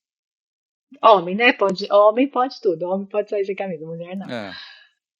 E aí, aqui as pessoas acham muito brasileiro no começo acha estranha, né? Ah, mas poxa vida, mas tá calor pra caramba. É sim, mas assim, os costumes deles são esses, não pode. Assim, são as leis, na verdade, isso tá ele, isso é lei, né? Isso é atentado ao pudor se você ficar sem camisa na rua. E claro que você tem, mas isso são parentes, né? Mas claro que você tem que aprender tudo isso. Mas a questão é, o se integrar, se adaptar, deveria ser dos dois lados. A gente não pode contar que o outro vai fazer a parte dele de entender, de aceitar o diferente. Mas a gente pode também não deixar de lado quem que a gente é. Não esquecer que a gente vem de um país muito maravilhoso, que a gente tem coisas muito maravilhosas e que o português é uma língua super importante também no mundo e que não só isso, né, mas que isso faz parte de quem você é. Acho que é importante ter muito claro que se adaptar, se integrar a um outro país, não significa você abandonar tudo que você foi e toda a sua história. Então, acho que é importante a gente trazer isso muito claro, né? E acho que é um sonho, assim, né, de que o outro é um país. Eu acho que é muito difícil assim lidar um pouco com isso hoje em dia, que o mundo é tão multicultural, as pessoas imigram demais, né? Hoje em dia é muito fácil migrar, muito fácil, por modo de dizer, mas assim, se a gente pensar na facilidade de transporte, que hoje em dia as empresas estão em todos os lugares, muita gente vai de um lugar para o outro e tudo mais, e as pessoas ainda têm muita dificuldade de entender, de aceitar o estranho, o estrangeiro, né? O estrangeiro ainda é assustador para muitos. A gente só vai mudar isso conforme o mundo conforme isso for se normalizando, sabe? De que a gente não tá aqui, ninguém tá migrando para atacar o outro, né? Eu acho que existe um medo muito real, assim, eu acho ainda. Não sei como que é aí no Canadá, não sei, talvez no Canadá seja um pouco mais, mas eu vejo na Europa, no geral, ainda existe muito. A Europa é muito eurocêntrica, né? A Europa é o centro do mundo. Nós somos, né, os grandes colonizadores.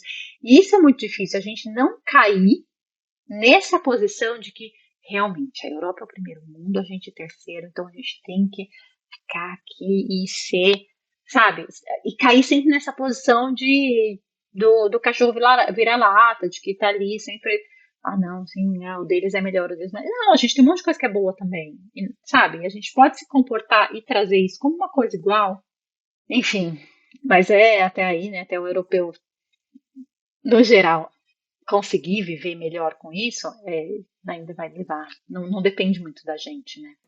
Eu ouso dizer que não é só europeu. Eu moro no Canadá, mas o Canadá é um país gigantesco. É. Então, é um cuidado que eu tenho de falar que a forma como o imigrante se integra na parte francófona do Canadá é diferente da forma como ele se integra na Ah, parte anglófona do Canadá. Tem, acredito. tem diferenças. E mesmo na parte anglófona, dependendo de onde você esteja, você se sente mais integrado ou menos integrado, porque vai depender das comunidades que fazem parte daquela região.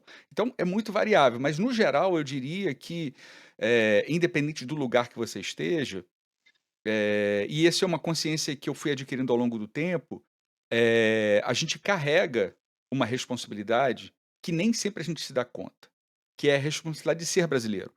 O que não significa dizer que eu vou negar as mazelas do Brasil, não é isso. Não, Mas quando a gente, no meu caso, né, quando eu imigro para o Canadá, eu estou trazendo também as coisas, como você disse, né, as coisas boas. E eu tenho essa obrigação, até histórica com o meu país, de continuar sendo alegre, de continuar sendo mais expansivo, mais aberto, ainda que de alguma maneira exista um certo não vou dizer confronto, que eu acho que não é a palavra ideal, mas existe uma certa diferença, porque eles são mais aqui, mais fechados, mais contidos, mas não é porque eles são assim que eu devo ser assim. Vamos procurar uma zona aí, um MMC, de né? conforto para todo mundo. Exatamente. E mas eu já tive situações de preconceito indireto por conta do meu jeito de ser brasileiro. E não foi fácil, mas eu entendi que isso fazia parte do meu processo de adaptação, mas também fazia parte do processo de adaptação da pessoa. Ela Uhum. precisava entender que eu não estava aqui, por favor. Vamos chegar a um consenso, cara? Nem tanto você, nem tanto eu. Vamos buscar uma zona de interseção em que a gente traga para essa zona as coisas positivas das 2 culturas, sem um ficar buscando o negativo do outro? Mas acho que isso é um processo, não tem como escapar É, disso. Eu vou é. entrar agora no que eu chamo de quiz. Eu vou te jogar Ai, perguntas e você e tá. você vai me dar respostas, de preferência, assim, de bate pronto. Claro que não precisa ser uma palavra, pode ser uma elucubração, não tem problema, mas sem dar muita margem para o lado pragmático. Mas eu vou começar com um texto que eu achei maravilhoso que você escreveu. Diz o seguinte: "E quando ser invisível é um elogio?" Outro dia na academia, ouvi da instrutora, eu fiz algumas adaptações no texto para ficar mais fácil. Tá, Outro tá. dia na academia, ouvi da instrutora, como um elogio, que eu sou ótima em ficar invisível. Veja bem, a aula que eu faço envolve um grupo de mulheres penduradas em elásticos que devem se coordenar para que ninguém acabe esbarrando ou batendo mesmo na outra, exercitando uma espécie de coreografia. Logo, ficar invisível aqui é muito positivo, pois, de acordo com as palavras da maestra, da professora, eu consigo me adaptar ao ritmo e aos movimentos de qualquer pessoa que esteja ao meu redor. Por outro lado, ao dizer isso em voz alta para todo o grupo, ela me colocou no centro, ou seja, me tirou da invisibilidade. E será que eu queria sair dela? Eu achei isso maravilhoso que você escreveu, maravilhoso. Aí agora eu vou entrar no quiz. Porque eu acho que essa invisibilidade que você disse ter, né, naturalmente, porque você se adapta bem a às situações, eu queria saber, se você fosse a par tirando a invisibilidade, se você fosse uma heroína, qual outro superpoder que você gostaria de ter? Olha, deixa eu pensar. Se eu fosse uma heroína, eu ia. Ai, que difícil, Fábio. Eu acho que eu ia querer. Nossa, a invisibilidade, eu adoro a invisibilidade. Não, mas Mas não pode usar essa. não posso usar ela, né? Não. Eu acho que eu ia querer ter a flexibilidade de ter, tipo, sabe quando você faz, sabe, tinha aquele que você Elástico, né, mulher estica o elástico. elástico, a elasticidade, que você, e se pudesse ser mais de dois braços, ainda é melhor, porque eu tô sempre fazendo 500 coisas ao mesmo tempo. E com um filho pequeno, tem essa coisa também, né? Mas eu acho que eu ia adorar, se não precisar, sabe? Você não precisa levantar, vai lá e pega o negócio ali. Agora tá bom, beleza. E se você fosse uma anti-heroína? Qual o superpoder que Uh, você gostaria de ter? anti-heroína, gente do céu. Ai, Fábio, essas coisas você tem que preparar, gente. Não, a graça é não Não, porque eles preparar. não têm. Exato. Uma anti-heroína. Aquela coisa que, por exemplo, um poder que você gostaria de utilizar, entre aspas, claro, para o mal, Sim, sim, né. sim. Sim, não, eu acho que eu ia adorar é, fazer outra pessoa, sei lá, tipo, sumir. Aí eu queria. Adorei. Voltou a invisibilidade, só que da Voltou outra para pessoa, né. invisibilidade, mas eu queria deixar outra pessoa invisível, sabe?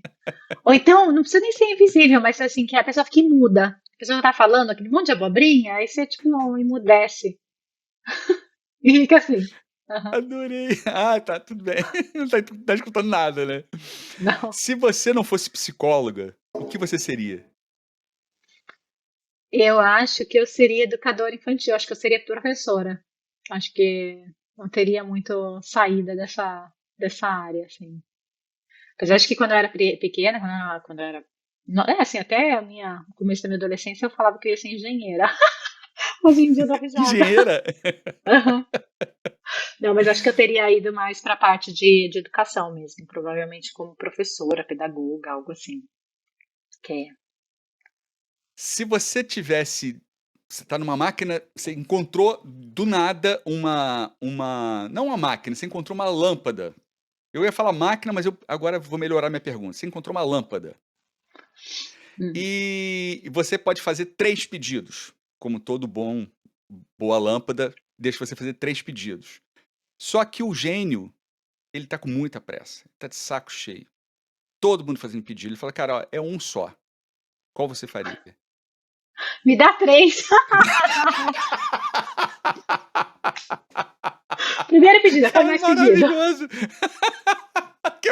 Quebrou o cara, que é o gênio. Olha, não, agora falando sério, eu acho que eu ia pedir, se fosse assim, um pedido só, eu ia falar, ou eu ia falar como boa taurina, eu quero comida brasileira, eu quero meu pastelzinho, meu... Não, brincadeira. Eu quero comida brasileira, né, como boa taurina tem que comer, né? Não, eu ia falar, não ia falar de comida, não. Eu acho que eu ia pedir para eu ter, assim, a possibilidade de ir... Ai, nossa, podia ter falado esse como meu superpoder, que Qual, era qual, a... qual? Fale. Ai, eu queria ter a. Como é que se fala? Como é que se chama isso, gente? Quando você pode ir de um lugar para o outro, assim, desaparecer e aparecer em outro lugar? De teletransporte? Teletransporte. Esse teria sido meu. Olha, esse superpoder ainda melhor do que elasticidade. Mas tudo bem. Não, mas acho que eu ia pedir pro gênio para poder ter. Não poder me teletransportar, mas assim, sempre que eu tivesse desejo de estar perto, assim, da minha família no Brasil, que eu pudesse simplesmente ir. Não tivesse problema de que tem que ver se tem passagem decente. Agora não é passagem para um, né? É passagem para quatro. Para 4. É, aí tem férias, tem que ver férias. Não, assim, que não tinha esse problema. Assim, a gente pode ir e voltar, assim, tipo, passar um fim de semana. Isso é ótimo. É, que palavra você acha que te define? Uma palavra que te define melhor. Eu acho que é empatia. E uma palavra que não te define. Uma palavra que não me define talvez seja extroversão. Eu nunca consegui ser uma pessoa muito extrovertida, apesar de hoje em dia eu consegui eu ser mais aberta, assim, aquela coisa, tipo, a pessoa que chega e vai falando nos lugares, assim, não consigo, não sou, preciso de um Não é tempinho. você. É o Não, poder da invisibilidade, né? é, eu vou ali invisível olhando, depois, ok, aí você vai me conhecendo, vamos soltando, tudo mais, vai ser assim. Um sonho que você ainda não realizou. Olha só, por um lado é muito bom, né, pensar que eu já realizei muita coisa, assim, que eu queria na minha vida, mas eu acho que talvez um sonho que eu ainda não realizei seja o de ser mais reconhecida assim, pelo meu trabalho. Acho que estabelecer melhor minha carreira. Acho que não é uma coisa negativa o fato de eu ainda não ser, né? Porque eu acho que é construção e eu acho que eu fiz uma escolha que foi muito feita, né? Que foi ter me dedicado tanto mais à minha maternidade nos primeiros anos das meninas, mas acho que hoje em dia acho que meu sonho é mais voltado para estabelecer melhor minha carreira mesmo. Eu vou ler um poema de um autor que eu adoro de paixão, que é o Alan Dias Castro. O nome se chama Areia ou Seja Amor. Se tudo que a gente planejou tivesse dado certo, muitos dos nossos melhores momentos não teriam acontecido. Trocar frustração por aprendizado é entender que todo plano que dá errado mostra um caminho que não foi escolhido. Ou a gente aprende a ver por outro lado, ou passa a vida reclamando que está perdido, pelo simples fato de os rumos terem mudado. É que a gente anda tão ocupado que talvez tenha esquecido. A mudança é a única certeza. Que venham as boas surpresas, porque estar vivo é ser surpreendido. Deixa o tempo decidir o que vai passar. Quantos planos são castelos em frente ao mar? Quantas certezas vão desabar? A ilusão é levar a sério demais o para sempre ou nunca mais. Aproveite o durante. Ele dura o que for, seja areia ou seja amor. E é um poema lindo que fala Lindo. exatamente de sonhos, de encontros e desencontros. Eu acho que resume um pouco a nossa vida de imigrante. dessas incertezas, dessas buscas que a gente faz. E eu queria que você a gente está encerrando o nosso bate-papo e eu queria que você deixasse uma mensagem, para quem está ouvindo a gente. Aí uma mensagem eu vou te pedir para que você multiplique essa mensagem, que ela atravesse a Amanda orientadora, a Amanda, terapeuta, a Amanda mãe, a Amanda imigrante. Uma mensagem para quem está ouvindo a gente, sobretudo para quem está ouvindo a gente querendo imigrar, mas que precisa cuidar da sua saúde mental. Manda uma mensagem para essa galera. É, adorei o poema, não conhecia, depois vou até buscar ele, viu? Alan Dias Eu Castro, ele é acho, maravilhoso. falando de escasso, não conhecia, maravilhoso. Eu acho que a minha mensagem é, sobretudo, da gente poder, assim, cuide de você, cuide da sua saúde mental, cuide da sua saúde mental, mas não no sentido, nossa senhora, minha saúde mental, sabe, essa aquela coisa que fica, às vezes a gente fala de saúde mental, de uma coisa muito abstrata, mas eu acho que é importante a gente manter sempre vivo o que é que, quem a gente é. E isso vale para tudo na vida, vale para quando a gente migra, vale para quando a gente casa, vale para quando a gente se torna mãe, se torna pai, mas ter é cuidar de quem é você. Por, e a gente não. E tomar muito cuidado para a gente não se perder. A gente se perde, mas tentar se encontrar. Eu acho que às vezes se encontrar. Acho que uma das coisas que eu até falei, às vezes fica um desconforto muito grande nesse, né? Acho que tem um texto, um trecho que um texto meu que você leu, que às vezes, às vezes procurar terapia quando esse desconforto está muito grande, né?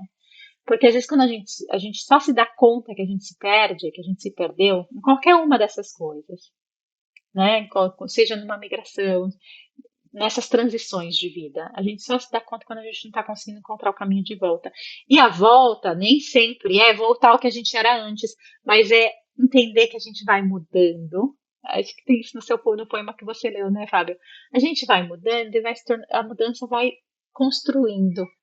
E a gente ir construindo, mas tentando manter esse fio de quem a gente é. E quando tiver muito desconforto é porque o fio se perdeu. Então, é poder também prestar muita atenção em você mesmo.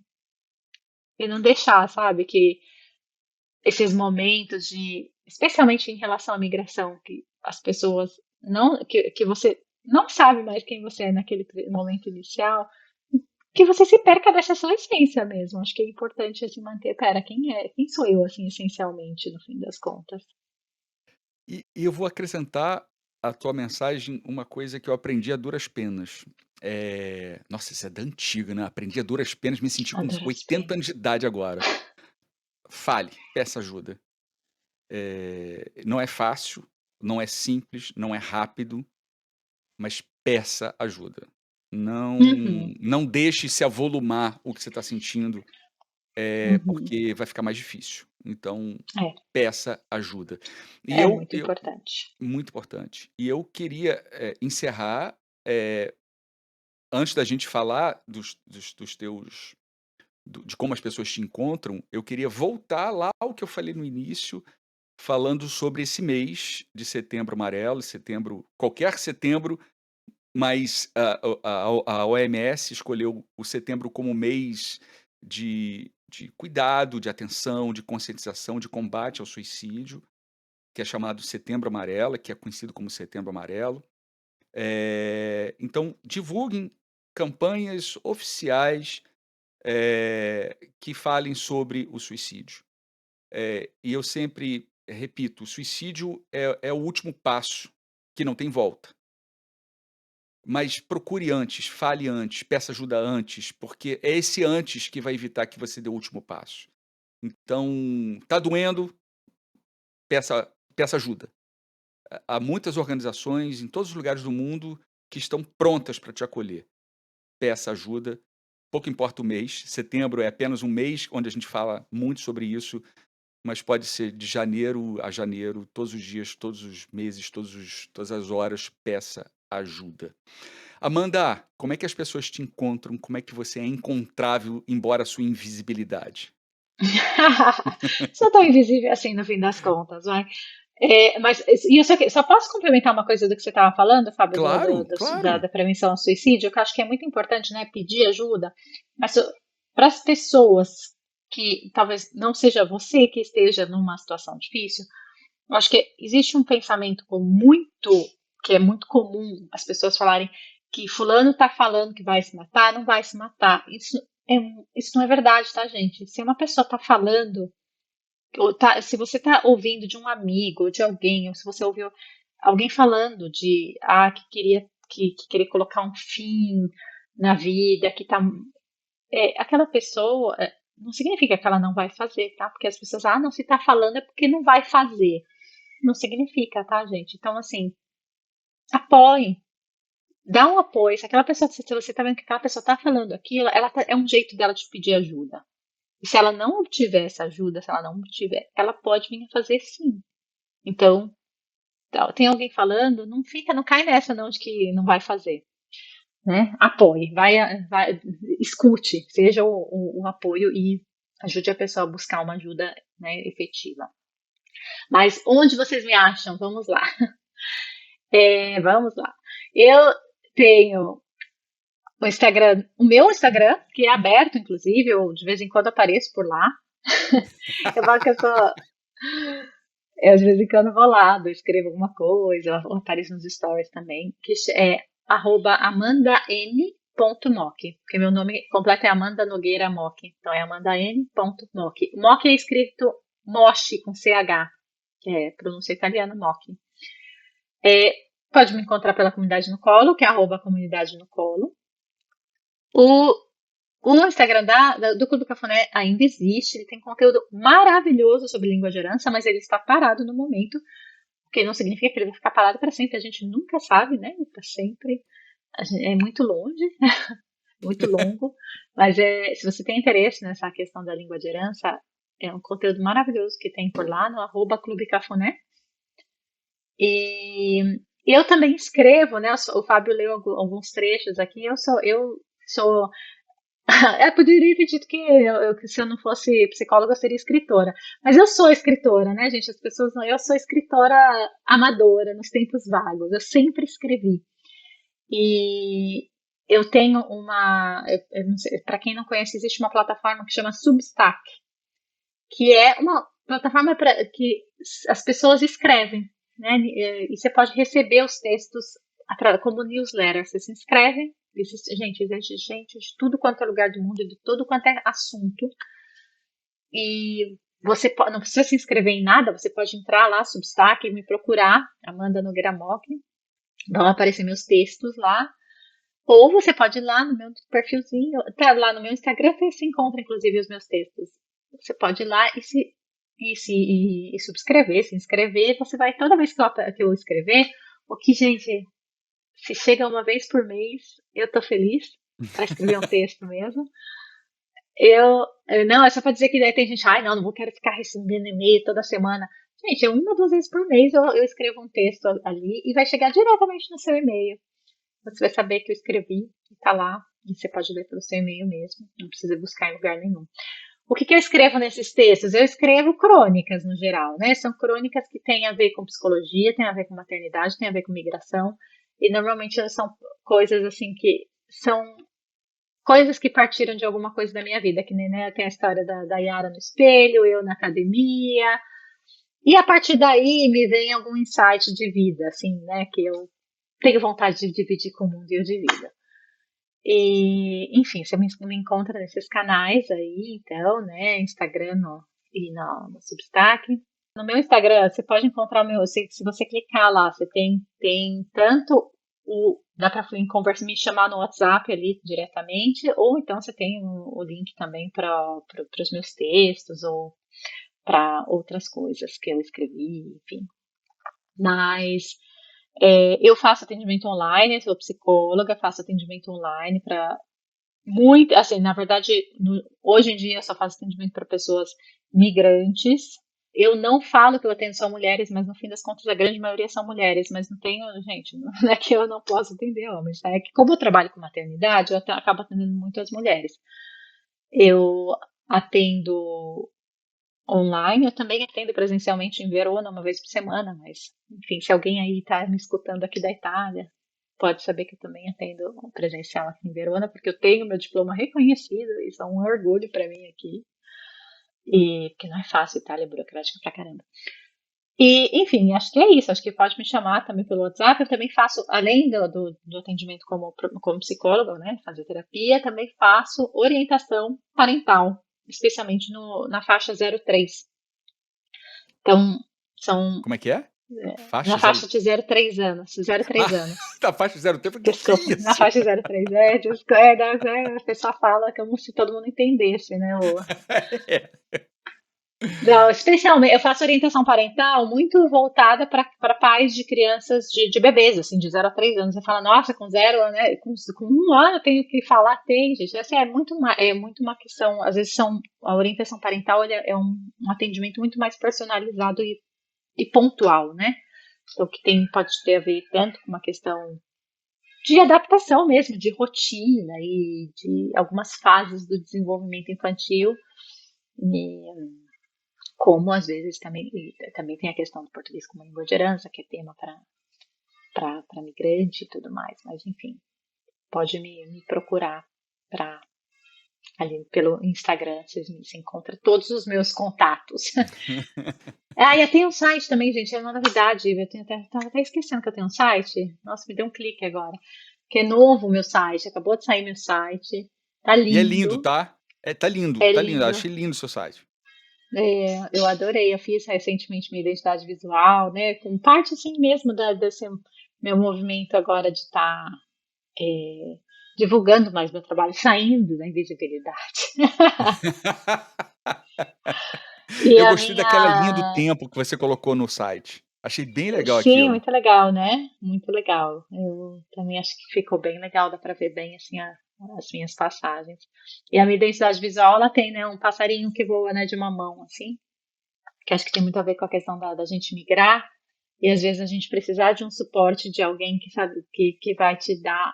Não é que vai te ajudar a voar, não é que vai voar com você, não vai te jogar para lugar nenhum, mas que tem uma mão ali que te apoia para alçar os seus voos. Eu acho que isso tanto na questão da migração, que a gente voa, mas quanto também nas questões de parentalidade, né? Quando a gente se torna mãe e tudo, enfim. E aí tem a questão da gente também, como mãe, ser, né, esse suporte para as crianças também. Tem várias leituras ali que podem ser feitas. Mas acho que era isso. Galera, vamos lá. Site da Amanda. Amanda Mochi, M-O-C-H-I, psicóloga.com. Esse é o Uhum. site dela. Substack, Amanda Nogueira Mochi.substack.com. Mas se você botar para Substack Amanda, você vai acabar caindo nos textos dela. Se você colocar E meu nome ali já aparece, já Amanda Nogueira Mock aparece. Substack. Instagram, para quem é invisível, ela tem bastante Instagram, tá? Comunidade no Colo, Clube Cafuné e Amanda N. Moch.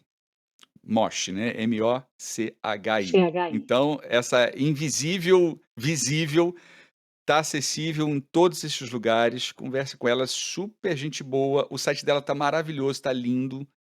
Amanda, cara, Amei. muito obrigado por topar participar e por falar em saudade, de dividir com a gente um pouco a sua história de imigrante, de mãe, de psicóloga, de multiversos, de invisibilidade, de visibilidade, mulher elástico. Mulher elástica. Muito obrigado mais uma vez por Obrigada, Fábio. aceitar. Obrigada pela oportunidade. Achei o papo foi ótimo. Obrigada mesmo. Apesar das pegadinhas, né? Mas funcionou. Nossa senhora, a gente tá um suor aqui na gente, aqui já tá calor, a gente Já tá tá suando calor, lá. né? Galera que está ouvindo a gente, muito obrigado mais uma vez por se disponibilizar a ouvir os nossos episódios do Brazucas pelo Mundo, da comunidade, mas também do E Por Falar em Saudade. Quem quiser acompanhar o Brazucas, tem o nosso site www.brazucaspelomundo.com. A gente está numa pequena reforma, trocando a área de ar-condicionado, piso, mas o site logo logo vai estar rodando a 100%. Todos os episódios estão lá, os antigos e os novos. no nosso Instagram, @comunidade Brazucas pelo mundo. Se você tem alguém para indicar, para a gente papear, para a gente conversar, pode mandar um e-mail para mim, podcastbrazucaspelomundo@gmail.com. Por enquanto, esse é o e-mail que a gente está usando, que a gente teve um pequeno problema na nossa plataforma. Então, use esse do Gmail, que vai chegar para mim. Ou pelo WhatsApp, +1 581 681 1160, para a gente trocar uma ideia. E se você, empreendedor ou empreendedora brasileiro e brasileira pelo mundo, quiser participar da comunidade Brazucas pelo mundo, só entrar em contato comigo por esses canais todos que eu falei, que estamos junto. Para quem está ouvindo o episódio, para quem está participando dessa campanha de prevenção, de conscientização de combate ao suicídio, estendam sua mão, apoiem e, se precisarem, peçam ajuda. É uma vida por vez, é um momento por vez, mas é a nossa parte que a gente faz na sociedade. Beleza? Estamos juntos e a gente se vê no próximo episódio. Aliás, só para acrescentar aqui, meu querido Henrique, que é o responsável pela edição dos nossos videocasts, podcast, Henrique, @de Rosa Edições, @de Rosa Edições. Se precisarem de um cara super boa gente, que faz uma edição caprichada, só falar com ele. Valeu? Grande beijo para todos. Até!